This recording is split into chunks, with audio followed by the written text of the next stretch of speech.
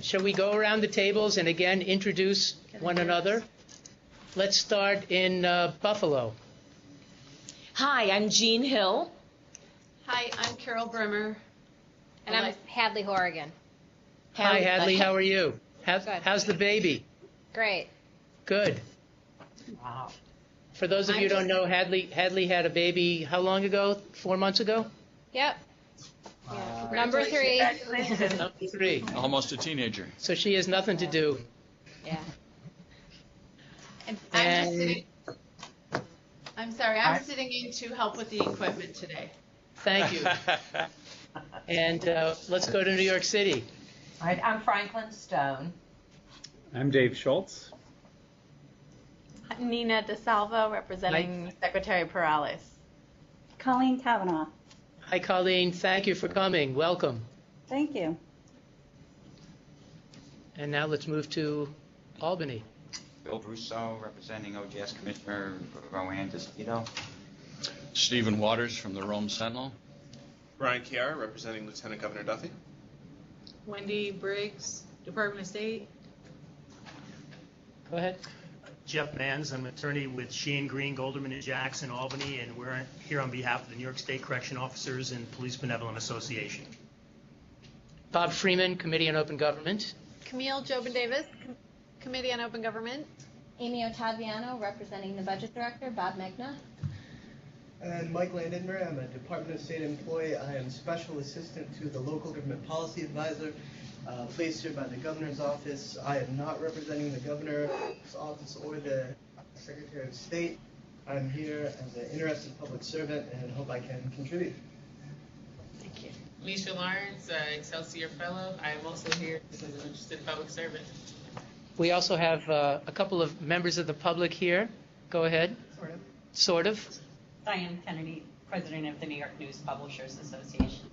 And Casey Seiler from the Albany Times Union. Great. It's great that all of you are here. As you know, I missed the last meeting. So the first order of business involves review of the minutes, and since she was here, I'd like to turn this over to Camille. Oh, all right, thank you. Then I'm just going to jump in quickly. Our October meeting was scheduled to be webcast, but we had a glitch in the technology, and so we don't have a audio recording of it. So I'm going to, allow you to amend the minutes. Amy was nice enough to make some proposals in writing prior to the meeting. I'm going to offer to let her talk about those if you want to talk about those. I don't know whether everybody's seen them, but I think they're pretty straightforward. They're pretty straightforward. Go ahead. Why don't you do that? Yeah, I mean, they're pretty straightforward. It was just trying to clarify some of the points that I thought needed a little bit of clarification based on my own notes. So, did everybody get a chance to look at that before the meeting today? It came out at the last minute this morning. Members of the audience haven't seen yes. It's minutes from our last meeting. Oh.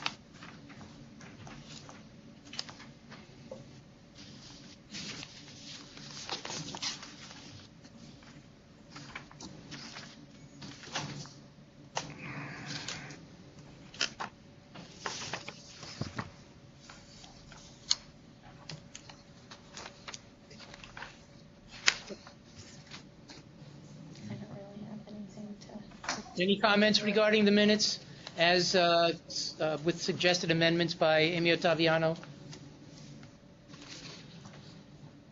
Fine. Not that it's necessary. Is there a motion to approve the minutes as amended? Make it. Okay, good. Second? Second. Good. Any opposition? Good. Approved. All right. Now If I could just add two more pieces of information. Sure. We also are in the process, I just talked to our IT people here at the Department of State. We are in the process of getting a calendar on our webpage that has exclusively Committee on Open Government events. So that will be going up hopefully in the near future. And if anybody is webcasting in at this point from the public, if they'd like to, how can they contact me? I have documents that I can forward to anybody who's webcasting in if you'd like to see documents. call me. 518, call me. What do you do? How do you call me? Can I call your phone number? Or just signing in. If they want a copy of the records for this meeting right now while we're talking about them? How would they have Do you want found to give that? yourself Can I give your generic number, the Monet's number? Sure. I don't know it. Sure. Go ahead. 4752. Great, thank you. Okay, that's all I have with respect to the kind of the administrative stuff. And I guess the purpose of our gathering here today is to talk about the annual report. Clearly, we want to revisit the 50A discussion that we got into last month, and think I can kind of go over some of the documents that we prepared for your consideration for this meeting. Do you want to go ahead? Sure. Just to provide a touch of background, once again, Section 50A of the Civil Rights Law was enacted in 1976. In my opinion, it was enacted in response to a judicial decision out of Broome County in which it was determined that reprimands involving 3 police officers were accessible under the Freedom of Information Law. The bill in 1976 pertained only to police officers, and very simply it says that those personnel records pertaining to police officers that are, quote, used to evaluate performance toward continued employment or promotion are confidential. They cannot be disclosed absent consent by the police officer or direction given by a court. There are provisions in 50A which authorize a court to review records before they are introduced into evidence. The intent of 50A, according to the sponsors, was to prevent harassment of police officers in a litigation context.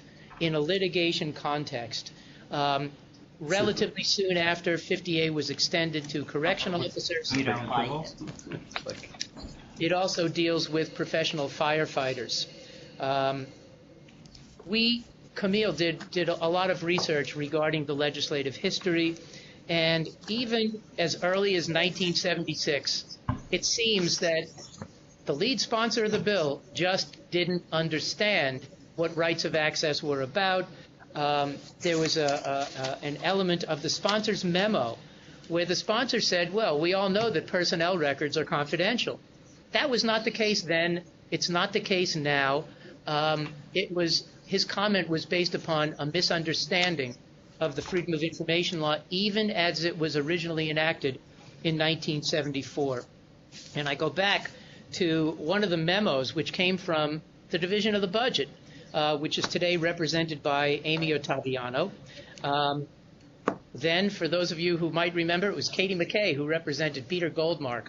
But in any case, I believe that the Division of the Budget hit the nail on the head. And one of the excerpts that we have from the bill jacket from 1976 indicates the understanding, I believe the correct understanding, on the part of the Division of the Budget that, again, FOIL is an apple, discovery is an orange, and what a judge chooses to let into evidence or to be expressed in the courtroom is separate and distinct from rights of access conferred by FOIL. The memo says, quote, the bill establishes a separate procedure to be observed when police officers testify in court that will not govern when other citizens or groups of citizens appear in court. This proposal institutes protection for police that does not apply to other civil servants. And that continues to be so. And I've said it before, I'll say it again. To my mind, this statute, Section 50A of the Civil Rights Law, creates a bar to disclosure involving the activities of those public employees who have the most power over our lives. They're the least accountable. Now, before the last meeting, a recommendation was sent to you, which would have focused on the use of the records in litigation. And I know that there are objections, and I'm sure that Mr. Mance will have objections, but I think that some of them are simply misleading. If any one of us public servants, you or Bill or Brian or Wendy, if any one of us is the subject of an allegation, a complaint, a charge, and it has not been proven, and it has not been admitted, it's out of bounds. Disclosure would result in an unwarranted invasion of privacy. The public would not have the right to get it. If that is the basis of the fear on the part of whomever, it seems to me that it is misplaced. Certainly, there are exceptions in FOIL that provide the kind of protection for all public employees, including police officers, notwithstanding 50A, that we need to make sense out of reality. From my perspective, it is simply a statute that is unnecessary. The judge always has control of the courtroom. The judge determines what the public hears and what the public doesn't hear. There's simply no good reason, in my opinion, for the existence of 50A. Bob, Thoughts? could I ask one quick question, which is really more information for us? Could you give us some examples of types of documents that would be subject to disclosure under FOIL that would be protected under 50A? Because I feel like last time we came up with a lot of examples, and it ended up that many of those examples would be protected under both FOIL and 50A. Well, that's why 50A is unnecessary. But the primary example involves, well, let's put this in perspective. The key exception in FOIL, in my opinion, that would relate to the kind of question that you're raising, deals with the ability to withhold when disclosure would result in an unwarranted invasion of personal privacy. Now, I'm not going to tell you that anybody really knows what that means or will ever know what it means, but we have lots of case law that deals with the privacy of public employees.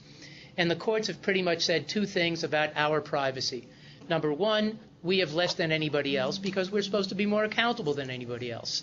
Number two, in numerous circumstances, the courts have found that those items about us that are clearly relevant to the performance of our duties usually are public. Why? Because disclosure in those circumstances would result in a permissible, not an unwarranted invasion of privacy. So again, if I do something wrong on the job, or if it's a sanitation worker or a teacher or even a judge, and there is either a finding or an admission of misconduct, that is public. That's the kind of record that is shielded by 50A. So we don't have the ability as members of the public to know when or even whether police officers, for example, have engaged in misconduct. Dave, I'm sure that you have a variety of additional examples.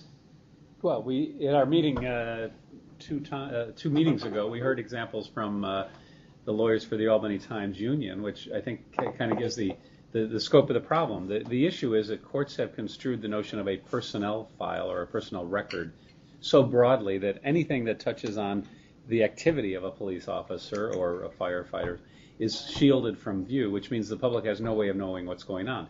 In one case that the Times Union had to litigate all the way to the Court of Appeals before they finally were able to get the information, certain police in the Albany Police Department were buying military-style weapons which are prohibited for personal use but are available for official use, and they were using their affiliation with the police department to buy those weapons. When the paper found out about it, they wanted to just see the gun tags that they had to sign to get the guns, which would have shown which officers were using this. And the department took the position, well, the gun tags, which are clearly not a personnel file by any stretch of that definition, might be relevant in the future to a promotion decision, and therefore they wouldn't give it out. And that's just one example. And Newsday is involved in several cases now where both the Nassau County and Suffolk County police are refusing to give out essentially any information about what happens on the job during the course of a police officer carrying out his duties, because they arguably are relevant to their continued status as a police officer, and therefore not, in their view, not producible under FOIL. And it's just, it subverts the intent of 50A, and it defeats the purpose of FOIL, because it just makes it impossible for the public to know what is happening within police departments and to exercise any type of control. And it seems to me it's a glaring problem that needs to be corrected, because the public needs to have confidence that its police officers and other uniformed officials are performing their jobs properly, and you can't have oversight if everything is secret.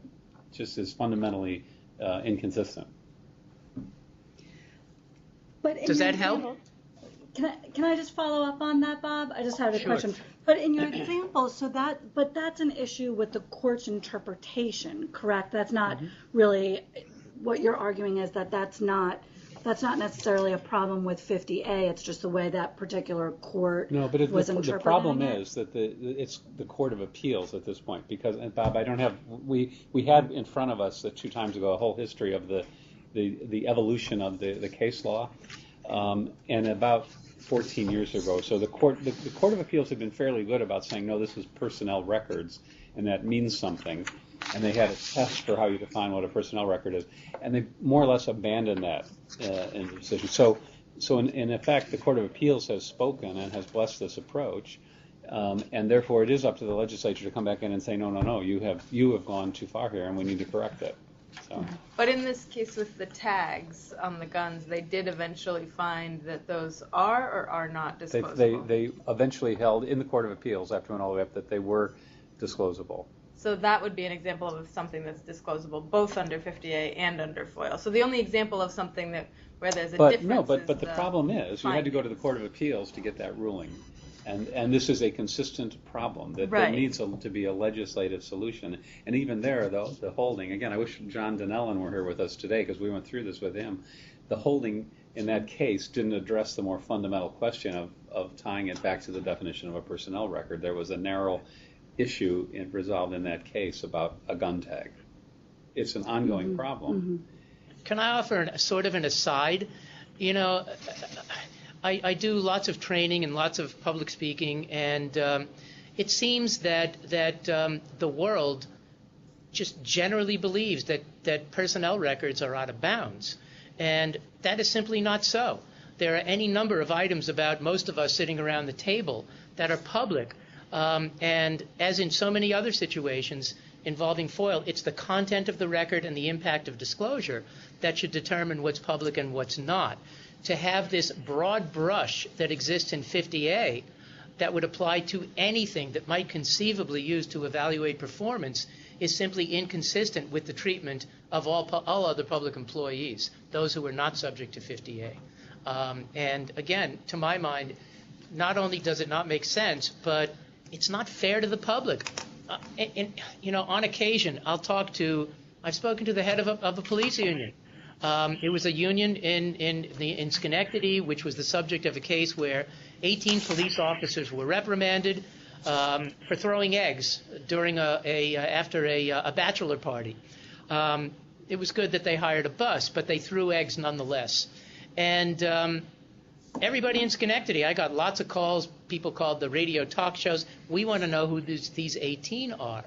And the Court of Appeals found that the identities of those people could not be disclosed based upon Section 50A.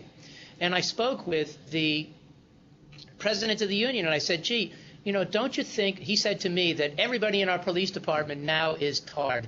They're all guilty in the eyes of the world. And my comment was, you know, if you disclose the names of the 18, the world will know that all the others did nothing wrong, that they're doing a good job.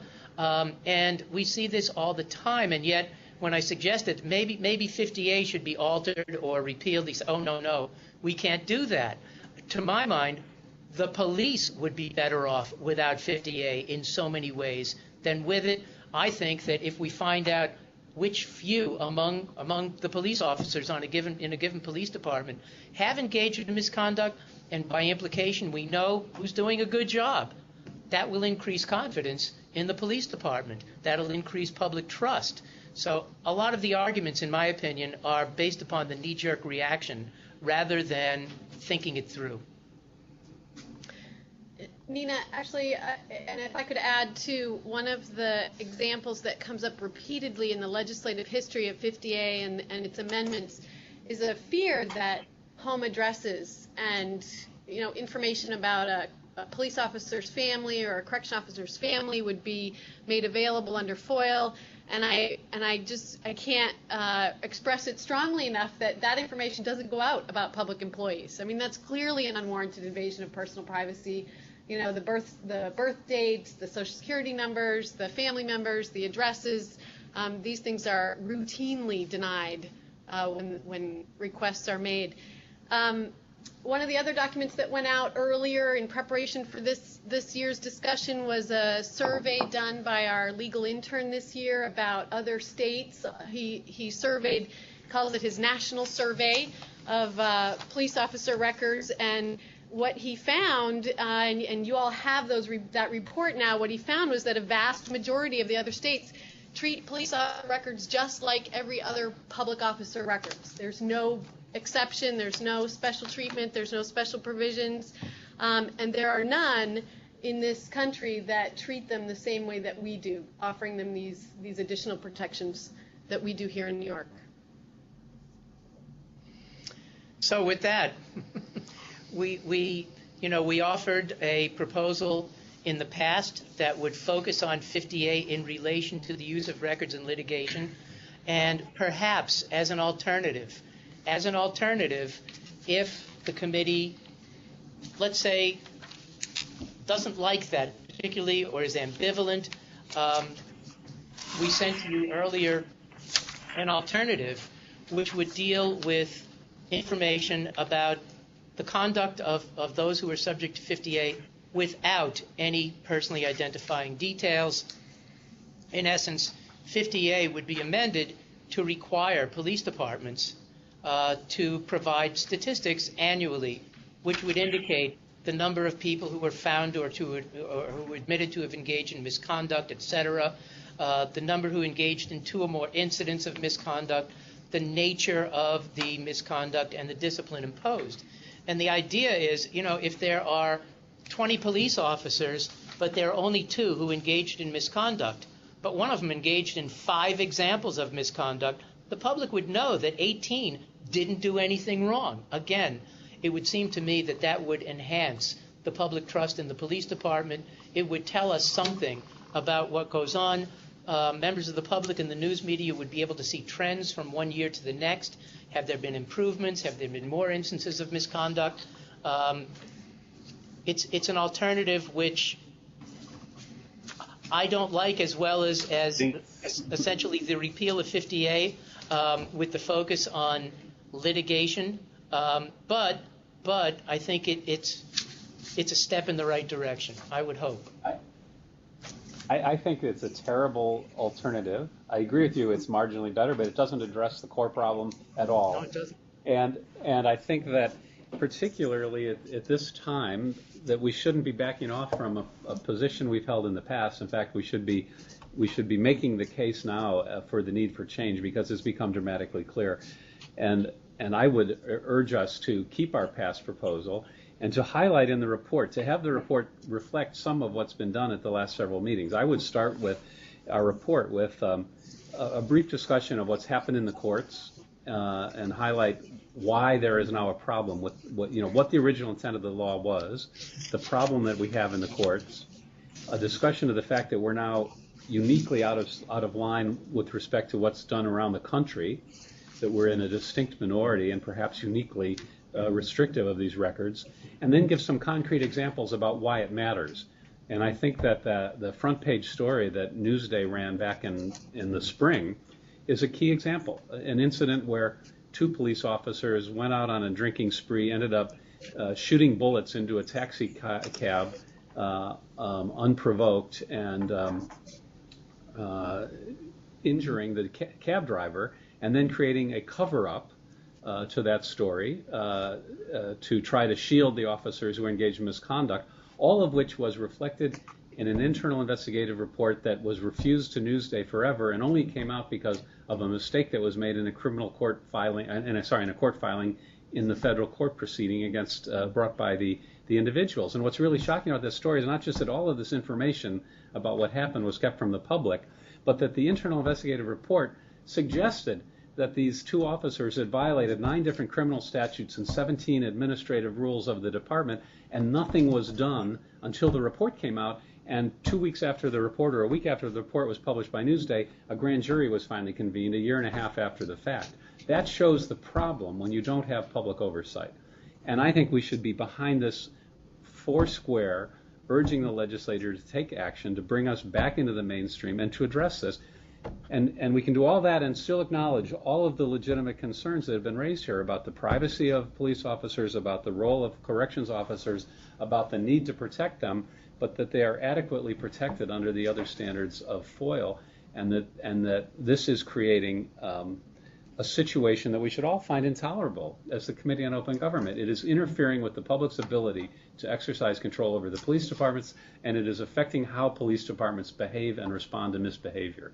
And we heard it not only from Newsday, we heard it from the Civilian Complaint Review Board position 2 meetings ago, the problems that they face because of 50A. It's just a situation we shouldn't be tolerating. And I commend you, Bob, for trying to come up with an alternative, but it's not a meaningful alternative. It does not address the problem, and I would be opposed to it. I think one way it might sound more compelling is if instead of thinking of it in terms of the public, and the public's right to know is, I think, a bludgeon that's overused, but think of it in terms of individuals. There are individuals who deserve to know certain things. And I can relate to incidents that I've learned about within the last month where in an interview in a police department, weapons were brandished around the room, and foul language was used in the circumstance, and there is no necessary accountability for the individual or for the officers or for the administration to impose some sort of mentoring on these officers. How do you know, in fact, that your police administration isn't a problem? Because you have no idea if there was a problem or if it was resolved or how it was resolved.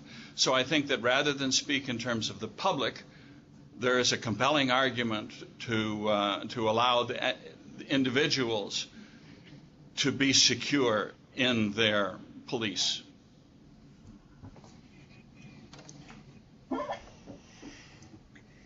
Franklin, you must have something to say about this, in consideration of your history. Well, I think I've said it at the last 2 meetings. I agree. I think 50A is superfluous to the protections that are afforded elsewhere, and I would vote for its repeal. I like the way you drafted this new section, but it seems to, and it goes, I mean, if we're not going to make any progress on getting it repealed or modified, I mean, we haven't even said it's firefighters as well and paramedics. It's a really broad scope of public officials that are covered and overly protected mostly from embarrassment. Yeah, and I've said 1,000 times that embarrassment is not one of the grounds for denial in FOIL. And I'm always worried that next year it'll be teachers, and then the year after that it'll be some other category of public employees. Where do we stop this ball from rolling? And, Dave, I appreciate your comment, and I felt that, particularly since both of us missed the last meeting, that we had to try to come up with something. But I couldn't agree more with than I do with your comments. And I see a couple of hits. Yeah. I think if we were really trying, if there was a sense of the committee that we had to come up with an alternative, which I'm not sure we have, I'd like to get a sense of that. But it seems to me that the way to do that and accomplish what we're trying to accomplish is to put into 50A this sort of override that says, that these things are not disclosable unless there is a compelling public interest in disclosing them, which is exactly the same thing that the privacy exception does now, and it would just reveal how redundant they are. But there needs to be some override, that it's not, it's just not that everything that happens in a police department is confidential because everything they do could be relevant to who gets promoted.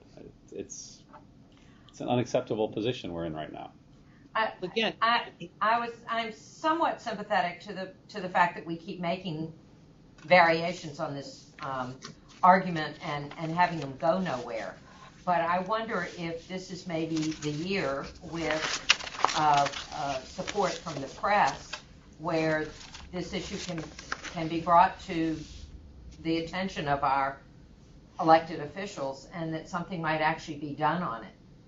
I mean, and I'm a big supporter of the police and other public officials, but I do think there's an argument there's a feeling that perhaps the pendulum has swung too much the other direction. I Just to- wonder. Sorry, go ahead, Bob. What I was going to say was just to build upon Franklin's comment. Thank you. Yeah, it's true that we have offered proposals in some cases year after year after year. Why? Because the belief is that they have merit, and on occasion there will be a legislator who will say, gee, this is a good idea based upon a comment from a constituent or something like that. And all of a sudden we see that it passes. You know, a couple of years ago there was an amendment to the open meetings law that we had pushed for years. And finally, from out of nowhere, it came to pass. And it has made, I think, a huge difference in, especially at the local government level, how much the public can find out about what their local governments are about to do during open meetings.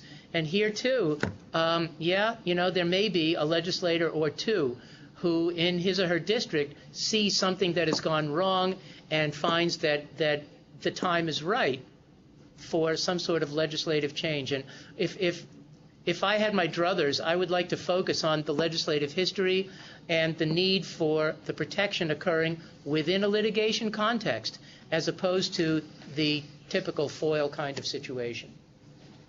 Sorry, Colleen. No, I think it was Nina wanted to say something. Nina, I'm sorry. Can't see you. Oh, yeah, hi. Sorry. I was just wondering, again, this is a question, maybe this time for Jeff. Bob, you suggest that maybe there are benefits for police departments themselves in amending 50A. I wondered if Jeff had any response or thoughts about that. Okay. If you could just please restate your question. Any thoughts about what? About whether there could be benefits for police departments if there is an amendment to 50A, by sort of clearing the names of those who are not involved in misconduct. Well, I guess two things. First, I'm not here on behalf of police departments, or I'm here specifically on behalf of correction officers and their safety and security concerns. And as I understand it, there's two different proposals to amend 50A presently before the committee. The one we discussed last month and apparently the month before that, and I was not in attendance at that meeting. And then this revised proposal that's now been presented potentially as an alternative. I think at last month's meeting, I identified the specific safety and security concerns as they involve correction officers in New York State. With an inmate population of approximately 54,000 inmates, many of them in maximum security prisons, and we're dealing with a dangerous and confined population that deal with the same correction officers day after day after day. And these safety and security concerns are very real, and they affect the job that these officers do on a day-to-day basis. And those are the concerns that I addressed at last month's meeting. Those concerns are every bit as real today as they were last month, and they will continue to be, irrespective of whether or not this amendment to 50A, the first one in terms of making those records available pursuant to FOIL, or the alternative that we have here before the committee. With respect to the alternative proposal, I think that does a lot to address the concerns of maintaining confidentiality of the individual correction officers involved.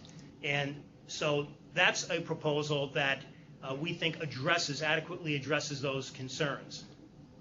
We have, in terms of the remainder of the proposal with respect to an affirmative reporting requirement, where all law enforcement agencies would be required to produce a summary of all found instances of misconduct or legal violations, and that would be unique just to law enforcement agencies. And also, I guess it would apply to all instances of misconduct. And the examples that I've heard here today involving some of the more egregious violations, which I think you could fairly characterize as criminal in nature, and oftentimes are referred to the District Attorney's Office for Criminal Prosecution. I think the public has every right to know about those types of instances, and those types of individuals who engage in criminal conduct should be prosecuted. The only question I have is, to what extent should incidents be included in reports that deal with internal management concerns, like, say, for instance, time and attendance, or other issues that deal with management and don't necessarily concern an issue that involves the conduct of the department or of the agency, that the public, I would think, would be that as interested or concerned in knowing about the officers. But those would be the concerns that I'd have about this alternative proposal. But again, I think it addresses the confidentiality and safety and concern issues. If I may, Jeff, we've known each other for a long time, and I'm going to use a word that Joe Biden used during the debates. I think so much of what you're saying is just malarkey. I don't know what kinds of safety and security considerations would not be protected under FOIL that would come out if 50A is altered to provide the protection in a litigation context. Talk about FOIL specifies that the home address of a present or former public employee does not have to be disclosed. Again, we have an exception involving the protection of personal privacy. I don't know what the basis for the fear is necessarily. And the other reality is, and I guess everybody should know this, we have too many laws, and they are not necessarily consistent. You talk to a group of police officers and they say, I don't want my home address to be disclosed. And I'll ask them, are you a good citizen? Yeah, of course. I can go to the Board of Elections and find out where you live. Do you own a house? Yeah, I can find out through the assessment roll. So I think a lot of these arguments are just plain specious. All of us then should have the same kind of protection. We don't. And I don't see why police and correction officers should either. If I just may for a moment, because I don't think it's malarkey. For over 11 years, I served as an assistant attorney general here for the state of New York, and I defended many cases involving inmate claims of constitutional violations against officers, correction sergeants. I've seen the grievances, I've seen the allegations, I've seen the unusual incident and use of force reports, and I can just tell you one thing. We're not talking about home addresses, and we're not talking about their telephone numbers. What we're talking about are particular instances of misconduct that may involve safety and security, an error or lapse in judgment which directly involve the job they're doing and the inmates over which they have the responsibility for security and safety. And this poses a very real threat and risk to the safety and security of prison. You just said, though, that as AG, you're talking about judicial decisions. You're talking about litigation, where anybody could walk into the courthouse and obtain the records. I don't get it. I don't see how anybody can walk into the courthouse. Many of these documents are filed under seal and cannot be opened up just because the matter is in litigation in court. That's number one. Okay. Number two, I'm talking about specific incidents involving safety and security of a prison and individuals who are involved in those and people who will continue to be on the job day after day with this population. Well, Jeff's in a nutshell is saying that bad people can misuse good data. Yeah. And I agree that bad people can misuse good data. But that isn't a reason that good people shouldn't have good data. Now, the problem I have with the new proposal is that it's a statistical nicety. And what we're really talking about happens to be something on a case-by-case basis that happens to be germane and relevant. And you don't want to wait for statistics and the fog that statistics bring. When you are after a specific incident or a specific circumstance, it is the specifics that matter. So you're agreeing with Dave? Yes. Yeah. See, and I would also just say, Bob, I mean, I'm in agreement with the point you're trying to make, but to Jeff, I guess I would say, I don't think it's malarkey. I agree with all your concerns. I agree with the safety and life concerns.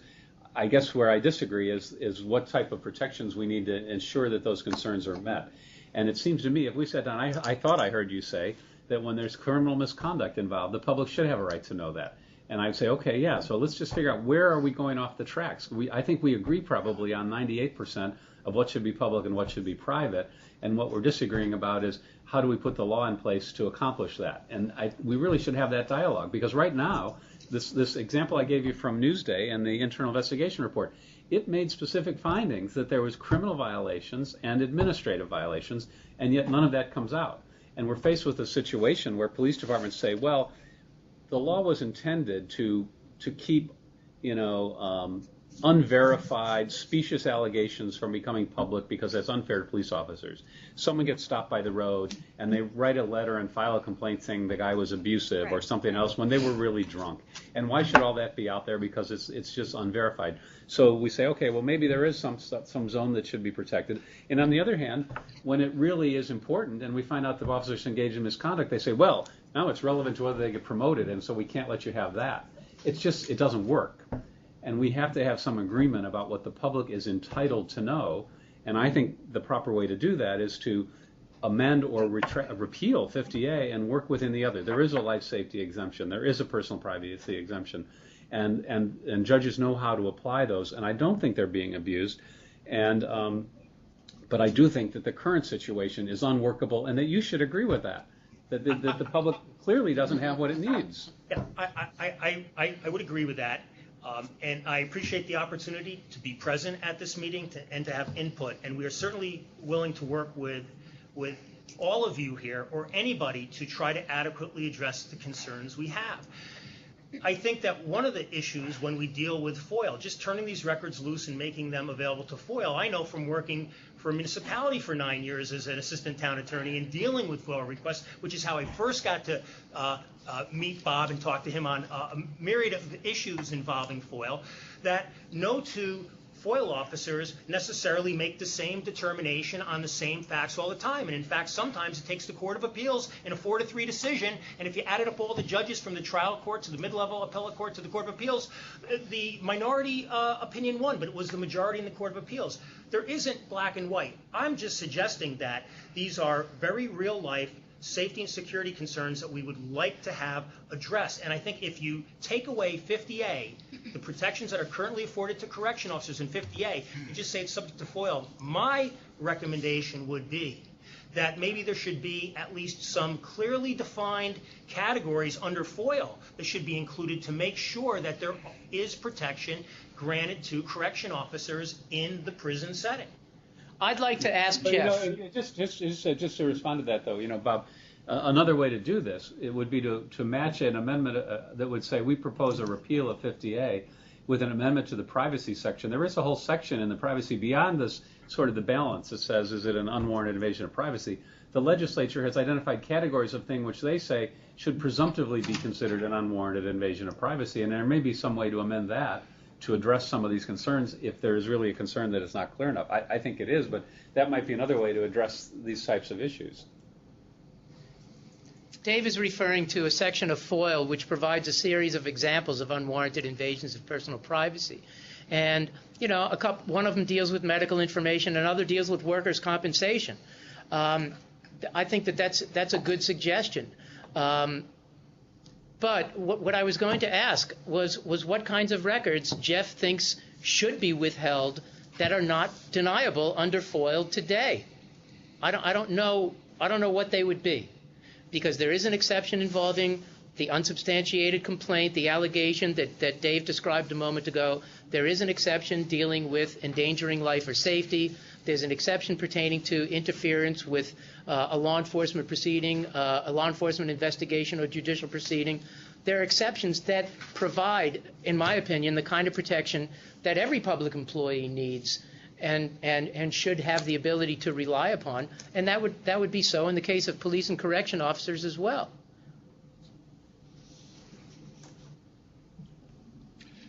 Reinforcing that, I would hate to carve out a special exemption for a particular class of employee. What I would prefer to have are those kinds of things that apply to everyone involved, because they make sense for everyone that are involved, rather than create a special class of citizen. And what Bob is saying is that, in fact, they do exist already. Well, I would just respectfully disagree to the extent that correction officers have a very unique and difficult job with a very defined and routine population. And they are faced with and presented with unique risks as part of their occupation that don't apply, I would respectfully submit, and I don't speak on behalf of law enforcement, that don't generally apply to law enforcement in the public when it comes to prison safety and security. And that's what I'm referring to. Jeff, I'm going to ask again. What record do you think would be available about these people under 50A that you think should be protected. Okay, we're talking about notice of discipline, employee misconduct. Yeah. Arbitrator finds that the officer engaged in a misconduct, a violation of certain rules of the employee manual. And it could be related to a notice of misconduct involving their job, a safety or security concern or issue. And that results in a finding of misconduct, that this officer had a lapse in judgment, an error, safety, security, and this information becomes available. So what? So, and if it gets into the hands of the inmates, they know what officers. Wait. Because isn't that the typical situation where the agency that has that information can argue endanger life or safety? I mean, that to me, if you can make that, if you can make that correlation, if the agency that has the information, which is the best entity to make that argument, if that agency can make that argument that disclosure could result in endanger life or safety, then it doesn't go out. It doesn't go out under FOIL.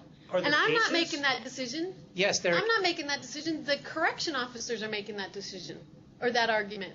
And some of what you're talking about has been found by the Court of Appeals to be public. In Capital Newspapers versus Burns, some of you may remember this, the case involved records indicating days and dates of sick leave claimed by a particular police officer. And the Court of Appeals said, yes, there are public safety concerns. There are public safety concerns. And disclosure would not constitute an unwarranted invasion of privacy because those records are public. We have the right to know when and whether a public employee comes to work or not. And if so-and-so is absent to the extent that there is some sort of a finding of a violation of rules, we should have the right to know about that, and we do now. I don't see time and attendance as a safety or security concern or misconduct based upon. Court of Appeals did. Well, we're talking about sick days or time working or time off, time and attendance issues. I'm not referring to those as the type of misconduct which involves safety and security involving the officers working with the state population. Give me an example. Jeff, are you suggesting that these officers may become the subject of schoolyard taunting, or is there something else that these prisoners might do to these officers? Well, I think it goes far beyond taunting. There are many officers who are assaulted by inmates, who are seriously injured by inmates, and at times have been killed by inmates. Oh, we don't doubt that, but what has that got to do with somebody's record? Well, records involving particular officers' propensity or lack thereof to vigorously enforce all of the security rules by giving inmates maybe a little bit more latitude or leeway or not can be the critical difference between inmates conspiring or planning some sort of action against officers. There have been instances where portions of prisons have been taken over because of lapse of security. And these are very real. These are certainly a public concern. It certainly is a public concern, but for the people who are there working on a day-to-day basis, okay, and this is the type of information that poses a very real and present danger to them and the other officers who they work with. It's not insulated to that particular officer. It's everybody there who works, inmates alike as well as correction officers. But if they're aggressive in enforcing the rules but don't break the rules, nothing will ever become public because there's no finding of a violation. Well, it's not time and attendance, and so I don't But there's think no finding of a violation. If it's simply aggressive enforcement of rules, then they're doing the right thing. No, There will be no record indicating misconduct. You know, I think that oftentimes in my experience, you know, you have these egregious examples and you know, you want to react and you want to be able to address them. And all I'm suggesting is that some very real consideration should be given to these concerns before an amendment is made to just remove them and the protections they afford correction officers. And I respectfully submit that we are very willing and happy to work with you or anybody else to try to adequately address those concerns. But if the position of the committee is that these aren't safety or security concerns and that they already have adequate protection, then I don't know what we can add to this conversation. I guess, you know, I just to amend that, Frank, I don't think the position of the committee is that these aren't serious concerns. It is the position of the committee that they're adequately addressed. But just to correct you, I'm not at least, minimizing or discounting what you say. I accept them as valid concerns. And if there are areas where the law doesn't protect them, we should figure that out and sort that out. But I don't think we should abide by a law which is preventing the public from knowing what's going on in police departments and exercising oversight and live with that because of some concerns that hypothetically something might get out, which under current law shouldn't, even if we remove 50A. So if there are specific things, if we need to amend the privacy provision to give some other examples, I'm all for listening to that, because I'm not dismissing your concerns. But I haven't heard yet an example of something that would be disclosable if we remove 50A that you're concerned about. I mean, to say that it might get out because someone might not see it that way, to me, isn't a valid answer. If the law says it shouldn't get out, we should be happy with that. I think we can move on. Where do we go from here, Dave? There's a split here in the committee. Well, I don't know that there's a split. We haven't heard anybody in opposition. Well, that's right, because the proponents are much more vocal. Well, I think it's time to have some clarity as to what the next step ought to be. I can tell you, at least with respect to the division's position, which has evolved over the years, much like 50A has, I'm not comfortable enough. As far as I know, Jeff Manns is the closest thing we have in this room to an expert on safety and security of corrections officers. And I think the safety and security is an important argument.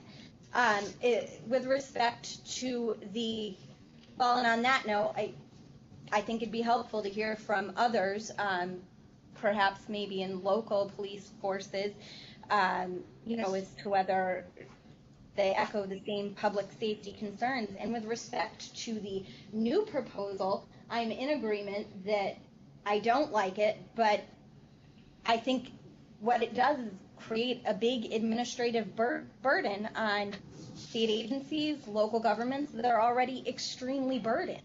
Agreed. Yeah, I think that goes beyond our mission And it's not, as well. right. I mean, we're supposed to be doing the Freedom of Information law. We're not supposed to be setting policies. This is the Committee on Open Government. It seems to me we're trying to open up government. And you're in which city are you in? Rome. Lots of. Do you think there are lots of findings of misconduct in the city of Rome on the part of the police department, a city of 50,000 people? It seems to me that this would not be a significant burden on the great majority of police departments in this state. But is it our place to be imposing that? I don't think that's our job. Look at our authorization. It's to report on FOIL. This is funny because I'm a different persuasion and on the same side as you two are as far as the new proposal is concerned. I don't think it's an adequate answer, and you don't think it's an adequate answer. So we agree.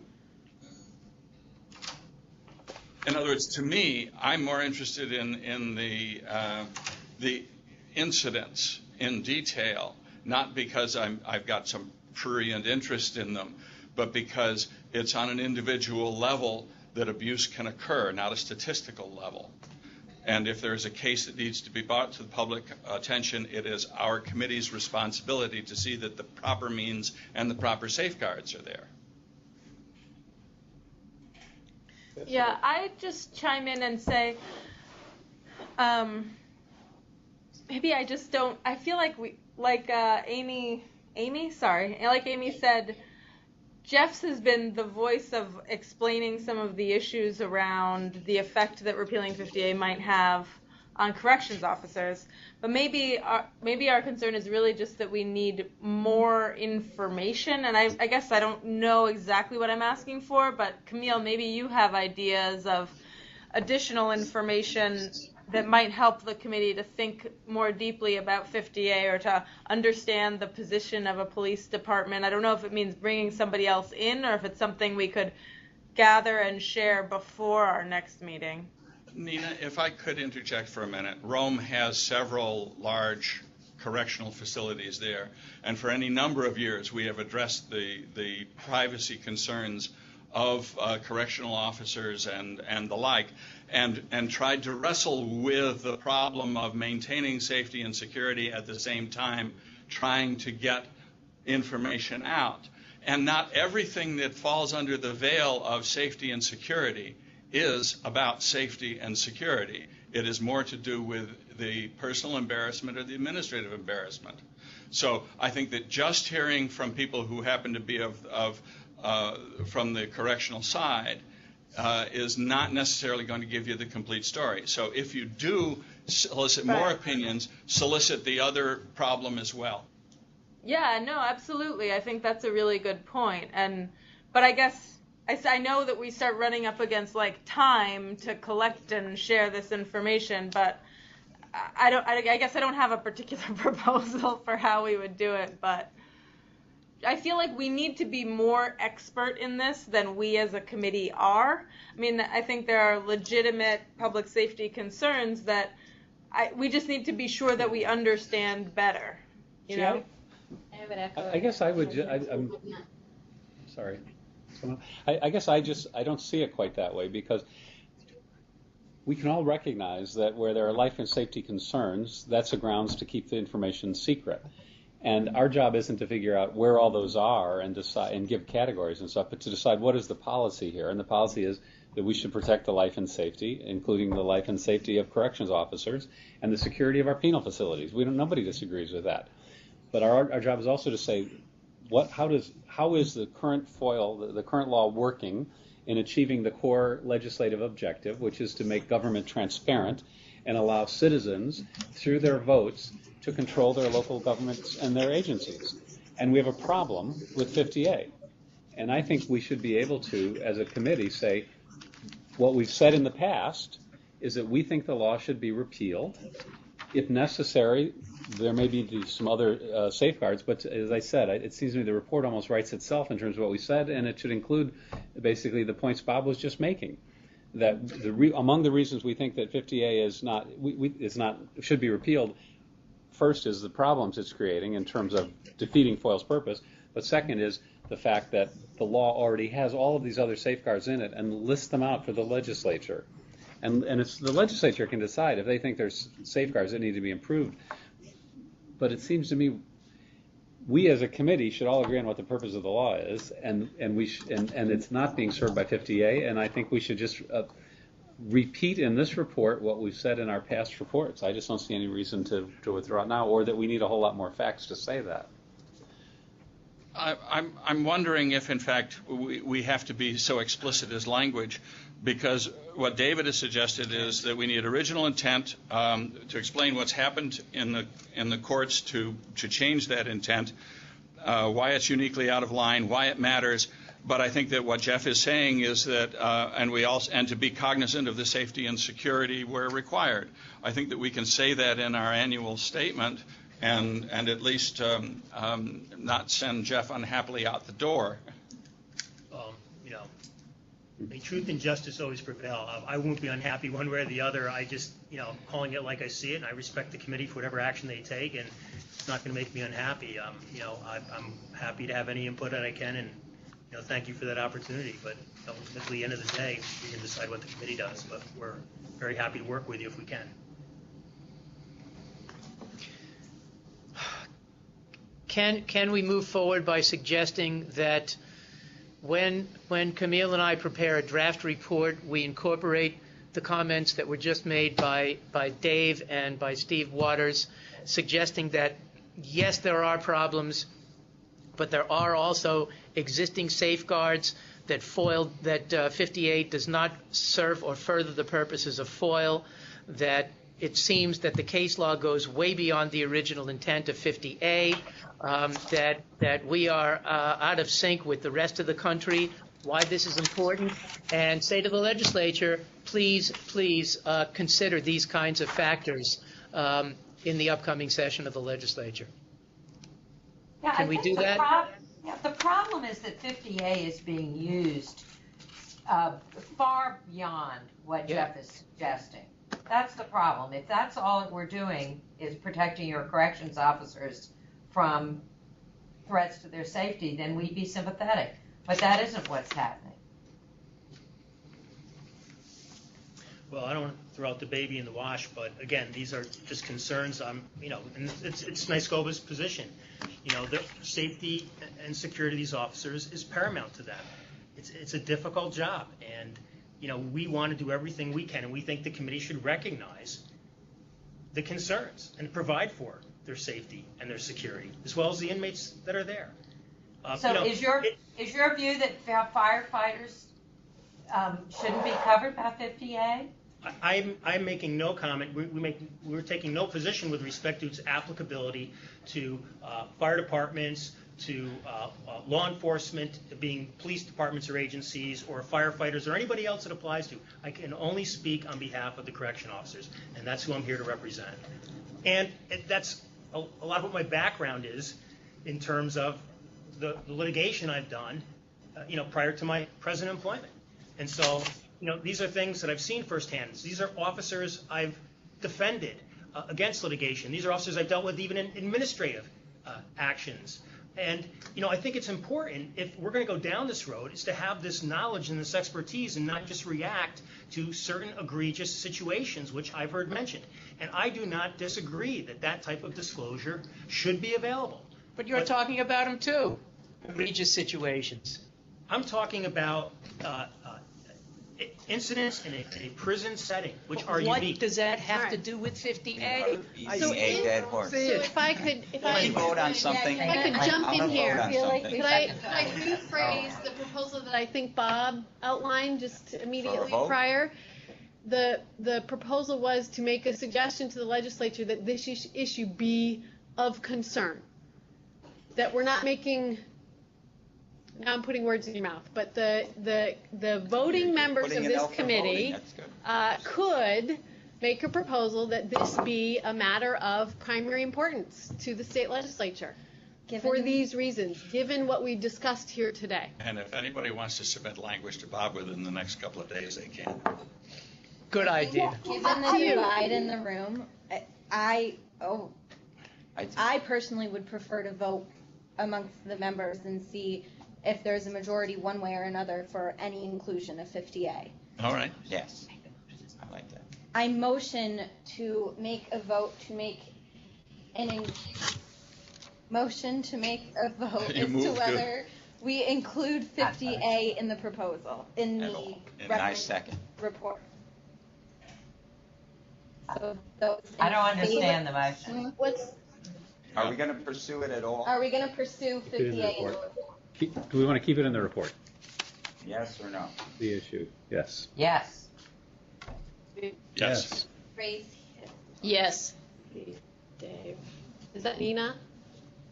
That's Jean. Jean, thank you. And Hadley. And Hadley. Are you two voting? No. Yes. Franklin's a yes. So the vote is. Has everybody voted?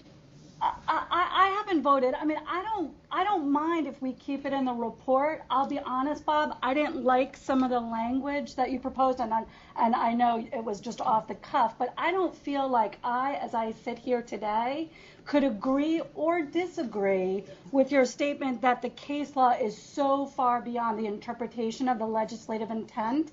I'm not really comfortable with that. But that's not to say I don't think that we should address it.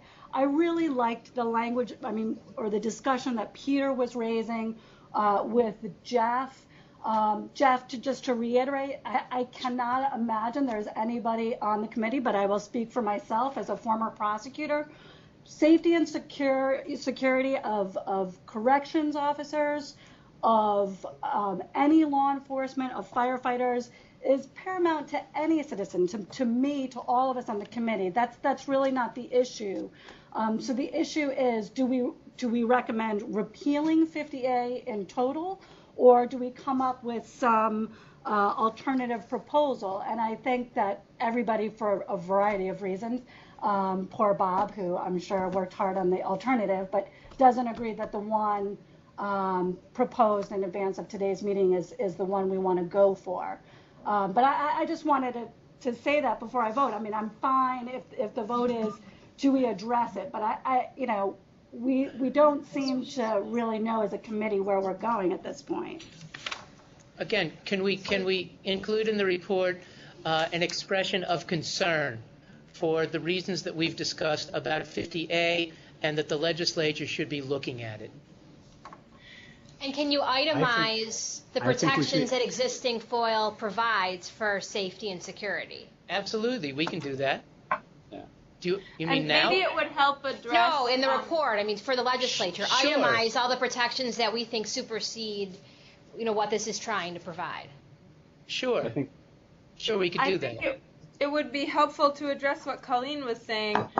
If we say we think that the judicial interpretation of 50A has gone way beyond legislative intent, for us to say that and feel comfortable saying it, I think we would want to review or at least read the cases that you think demonstrate that. So I maybe agree with that. The problem is that 2 months ago, we spent the whole meeting doing We spent the that. entire September So meeting. we went through all the case law. But just as I sit here. No, I I'm saying, don't- but it should be in the report. We should summarize the that so that cases, it's all laid we've out. referred Everybody in that should be. meeting and in today's meeting, folks Everybody have should be referred to a comfortable couple of different cases. Absolutely. We were given a lot of legal materials, which. Yeah, I've read everything that we were given, but maybe we could just distribute around to the committee any cases that we want to talk about in the report. I think that this is progress. I really do. We may not have an answer, but I think that we've focused, narrowed in on the particular things that need to be made explicit. Yeah, I So agree. what's the vote on Amy's motion? So the vote on Amy's motion is that yes, there's something about 50A in the report. Is that the motion? What were the numbers? Is this How a many 50-50 members are there split? right now? I'm going to go over who voted which way, because my notes are a little sporadic, okay? So I have Franklin, Steve, Dave, Nina. I haven't voted yet. Nina hasn't voted yet, okay? So I have Jean and Colleen. Yes, there's something to go into the report, and I have Bill and Amy. No, there's nothing to go into the report. Who do I have? Brian. Brian is a no. Anybody else? Hadley voted. I was yes. She was. 6. So we have 6 in favor, and that's a majority, right? Yep. Colleen was a little wishy-washy in her yes, though. No. Well, she said yes with a qualification. Thank you for noticing. Yes, Nina has a vote. So what I would suggest is that. But it doesn't matter. So I would just suggest that we move on and that Bob and Camille take the sense of this meeting and come up with a draft that we can look at for our next meeting. Good. But I think that all of the no votes weighed in substantively to say, keep us in mind. Yeah. Well, I'd just like to go on the record as saying I think we should go further than just flag it. I think I have a deep respect for police officers and corrections officers and the need for their safety, but I don't see the existence of 50A. We've spent 2 meetings going around and around, and I don't think there has been any showing that 50A jeopardizes it. The repeal of 50A jeopardizes it. So I would go stronger. I would repeal it or certainly cut it way back to something closer to its original context. Franklin, I'm not going to disagree with what you say, but what it has to be done, and this is a next year thing, is to back that up with the explicit examples of why it's unnecessary. In other words, you're going to have to convince a whole bunch of people and a whole bunch of legislators. So I'm not saying that you're wrong, but it's a question of convincing people. Well, we did have a lengthy discussion at the September meeting about the law and about the problems with 50A as it currently exists. And I would agree with you. I think that if we were going to recommend changes, it's up to the press and others to persuade the public and their local elected officials that something should be done. Yep. And we're obviously not there. Thank you all. I think that this has been, I agree with Steve, this has been interesting and constructive, and I hope that we can move in a positive direction. And Camille and I will do our best to make that happen. All right, so the rest of the report. It's been a great year. It's been a great year. It's been a great year for open government. Excellent. It has been a great year. The open data efforts have been fantastic. I did draft something for your consideration, the intro. I called it the intro to the annual report. I appreciate any and all feedback on that document. Loved it. Oh, thank you. Thank you. I got loved it here in Albany. It just talks about e-government and open data. Again, our highest priority. We talked about proactive disclosure of records and support the bill that's been introduced by the Assembly and the Senate during the past 2 years. We do a little bit about Open Data New York, which is this amazing website now that's providing incredibly vast amounts of data, in-depth data that I think is fantastic complement to the open data efforts and to what the committee, the purposes of the committee, the priorities that we agreed to. I threw in a few examples of private sector applications that are building on publicly available data. I can try and find some more of those. They're not as easy as you think. There's no like one place to find them, but I can build on those. And then lastly, we mentioned what I think is commonly known as a research bill. Study bill. A study bill, thank you. A study bill introduced by Assemblymember Engelbright and Hevesy, talking about open data. So, other things we want to put in there, add to it? You know, I think Franklin is right. You know, considering where we were a year ago, the progress has been fairly dramatic. Yeah. What the governor has done through the executive order, through very positive steps, and I don't know that they've gotten as much as attention as they should have, but so much has changed for the better. Reporters ask me all the time. We have a couple sitting in the room here. Is it harder now to get information than it was 20 years ago or whatever? My answer is the same all the time. Have you been to a government agency website? The reality is that everybody has the ability now to obtain records and information that would have been, in many instances, either difficult or impossible to obtain not so long ago. So one of the things we did talk about at the last meeting was making a proposal to codify the executive order that is responsible for getting this data up on Open Data New York. I didn't articulate that here in the report. Instead, I referred to the bill that's pending in the Senate and the Assembly. What do you think? Would you prefer it? I don't think the bill had the same to the extent practicable language that ours had. I didn't think it, I might be wrong, but I didn't think that it did have that same to the extent practicable. Unless I missed it. It seems to me that we can refer to the executive order and suggest that it's a great first step, but that optimally something like that should be enacted statutorily, something like it, not necessarily the same thing word for word. And I'd also like to see, I know that the many local governments have chosen to participate in that portal.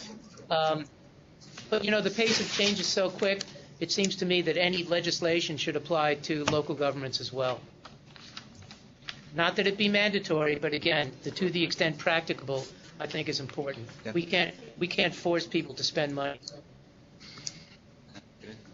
Okay. All right, so I'm taking that. Shall I ask, does somebody want to make a vote, or shall I just move forward with no objections? You mean on incorporating a proposal to codify Executive Order 95?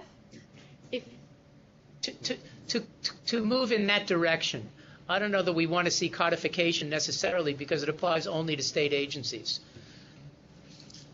But again, something like it seems to me would be appropriate in 2014. Yeah, I think it makes sense. After our last meeting, That was one thing I thought about this, Camille, and I think it's quite good. But I thought it would be nice to spell out further that suggestion. Okay, I can work on that. We can expand on that. Good. Thank you. Okay. And I know we did talk briefly at the last meeting about the proposals that we made in our 2012 report. And there seemed to be general consensus that those proposals were to be made again this year. I do have a little bit more information on the bills, although it's not very exciting at all. The bills that we mentioned in our 2012 report, some of them were reintroduced, some of them weren't, but all of them basically stayed in committee, wherever they went. I can go through the specifics. I can go through the specifics if you want. I have my notes here, but that's up to you. Are we moving away from the intro already? I was. Are you ready? Are you ready to do that? So I had one more comment. We can circle back to it later. We should do it now. Should we do it now? Go ahead. Oh, okay. Well, I guess two more comments actually. I guess I just wanted us to talk through. I read the bill introduced in the Assembly by Assemblymember Kavanaugh and in the Senate by Senator Krueger, but I don't know if we talked about our support for that as a committee. And then the other thing is, you mentioned the legislation proposed by Engelbright and Havesi in the Assembly, but we don't say that we support it or we don't support it. We just provide it as an example. I guess I just thought we as a committee should just talk through what those say, and okay. I don't know. Well, the bill involving proactive disclosure, and again, just to provide background, it involves the situation where government agencies post records online, perhaps even before anybody requests them under FOIL. And the notion is that agencies should do that to the extent practicable when there's some sort of a finding that the records are, number one, pretty important, number two, frequently requested, or what's the number three? Of significant public interest. Yeah. And that's what the bill would do. I think it's time, again, for government agencies to recognize that in law. And the advantage, of course, is that when records are posted online, people don't have to submit requests under FOIL. The government doesn't have to respond to requests. Everybody wins. The records are simply there for the taking. It seems to build on the recommendations that we've been making in the past few years about proactively disclosing. Are there other bills that deal with this too, or is this the best one? I think it's the only.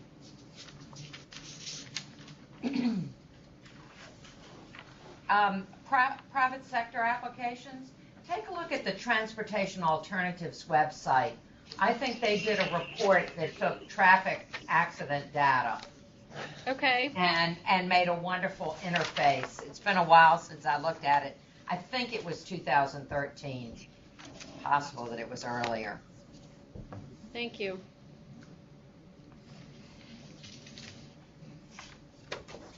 Speaking of that, if I may interject something that is sort of, I'm thinking about these things. There's a federal law that deals with dangerous places on the road. And the federal law says that those records cannot be used in litigation. They're not discoverable.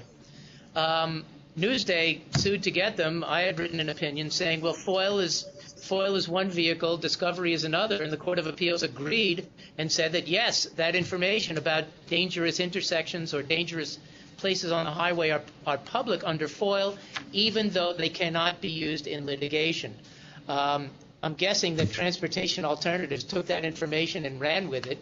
And again, I think that the comparison can be made with 50A, where discovery is one vehicle and FOIL is a completely different vehicle. But I'm beating the horse instead. Yes. So Nina, the proactive disclosure bill that is mentioned on page 2 of the intro, we do say the committee recommends adoption of the legislation. Do you want us to highlight that more clearly? It's the other one.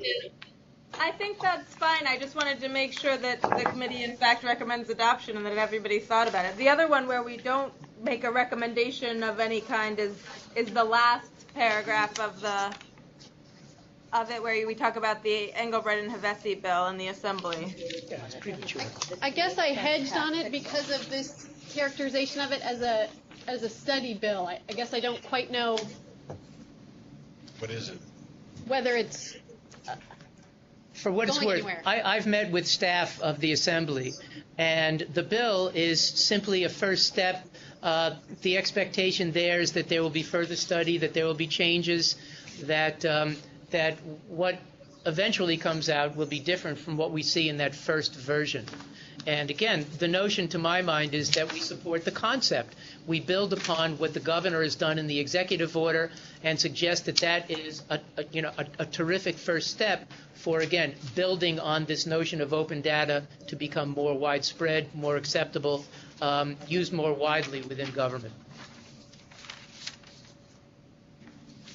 So maybe we could phrase it this way. Are there any objections to supporting those bills? And I mean, it sounds like leaving it how you have it makes sense. Like Good. supporting the concept. in Yeah, general. supporting the concept. Yes. And just mentioning that those are out there.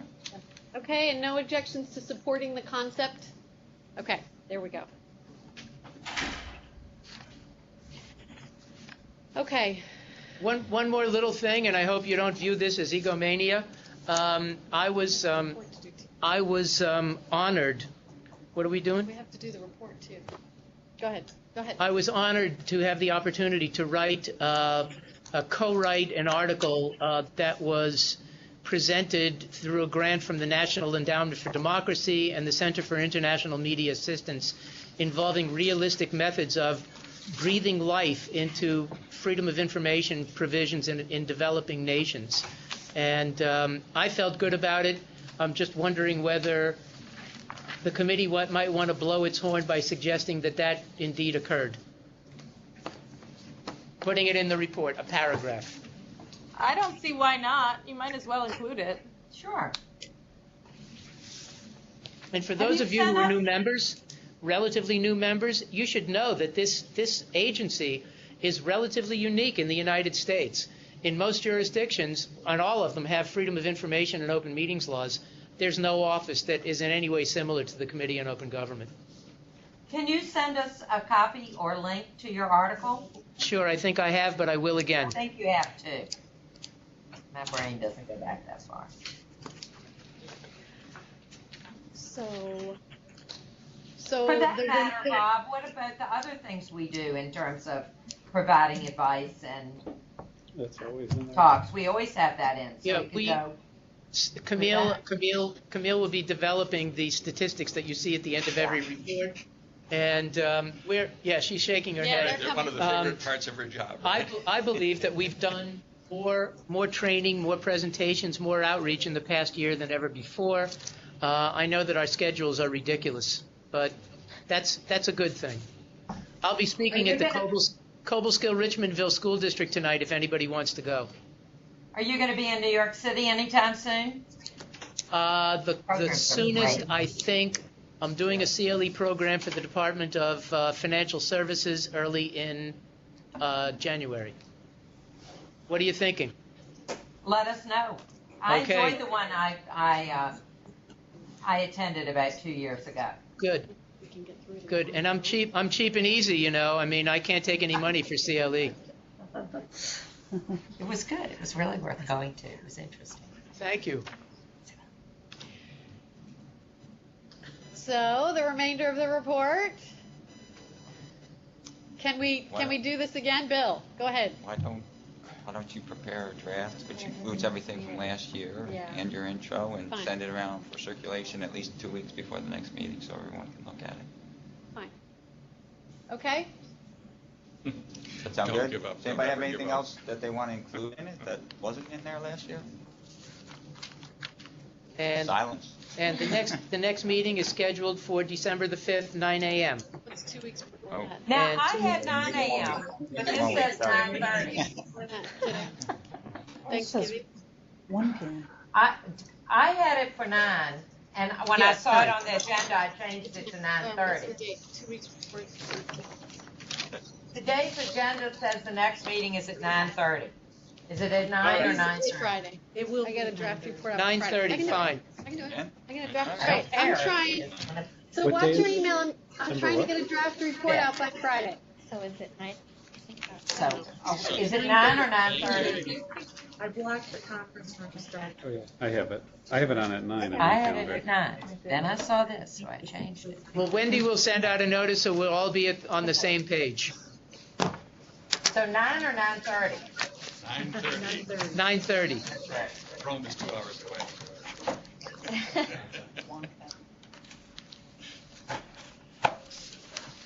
Okay. What else? Thank you all. I really appreciate.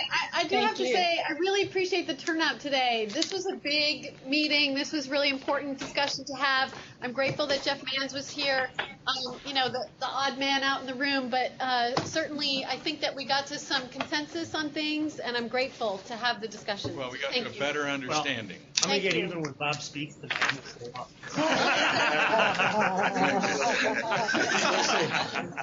We'll see what kind of a there is in Cobleskill, I yes. appreciate you all taking the efforts to be here on a busy day. Thanks very much. Thank you. Thank you all. Bye. Bye.